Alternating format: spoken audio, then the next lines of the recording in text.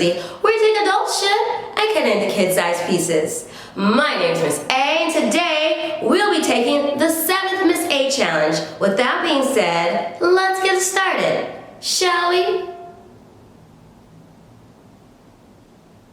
So in the last Miss A challenge, the 6th Miss A challenge, I challenged you and me to write down at least 3 things that we were grateful for each day for a whole entire month. So, how did you do? Well, for that particular challenge, I would give myself a B- because I did start off the month writing down at least 3 things that I was grateful for, but I kind of got lazy about doing so, about a week and a half to 2 weeks, and then it was kind of hard to get back on task. But a week's time, I tried to think back if I found myself getting too busy about each day, or at least about the week, and reflecting upon it. So with the last Miss A challenge, I walked away with a few conclusions. And whether or not you share the faith of Christianity, I hope that you'll hear me out. So the few conclusions about myself that I walked away with from the last challenge is that the way I saw my life is the way I sort of treated God. It reflected the way I engaged with Him, and how grateful I was towards Him. And I felt at the end of the day that a lot of my ungratefulness was unfair to God, because I wasn't thinking about the full picture. I just zeroed into things that I was unhappy about. And overall, I realized that I wasn't as grateful of a person that I thought I was.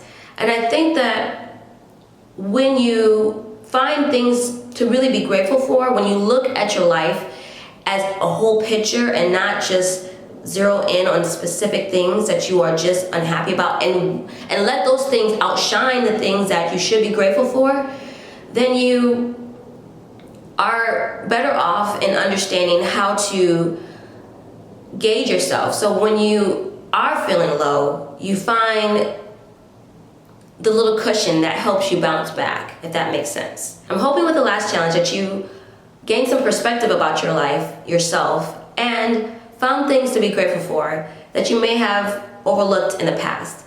So moving right along to the next Miss A challenge, the 7th Miss A challenge, should you be brave enough to take it on, and that is to take accountability for your actions, specifically reflecting on them in the next 30 days. So you may wonder, why am I challenging you to take accountability for your actions? After all, being an adult is about taking accountability for your actions and being responsible for yourself in every way. The reason why I'm putting forth this challenge is because there isn't enough accountability happening in our world today. And it's reflected back in social media, in the news, in the politics, etc. People aren't taking accountability for what their actions are or what they say.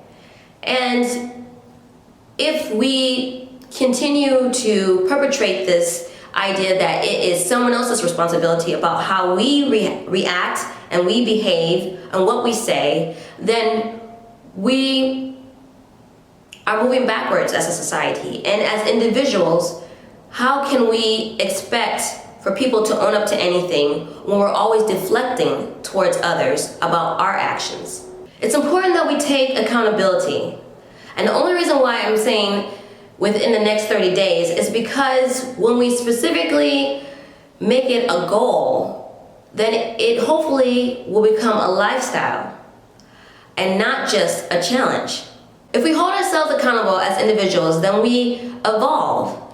And overall, if people did so individually, we all flourish. And then such things as council culture wouldn't be necessary, because we would hold ourselves accountable and think before we speak or act, because we know that we are responsible for our actions. So I hope you'll take the challenge. Well, that's it for today. Don't forget to take the Miss A challenge. Thank you for attending class. Go ahead and do your homework by subscribing to this channel, commenting, and thumbs up in this video.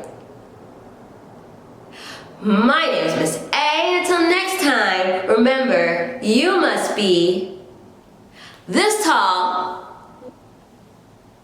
to pay bills.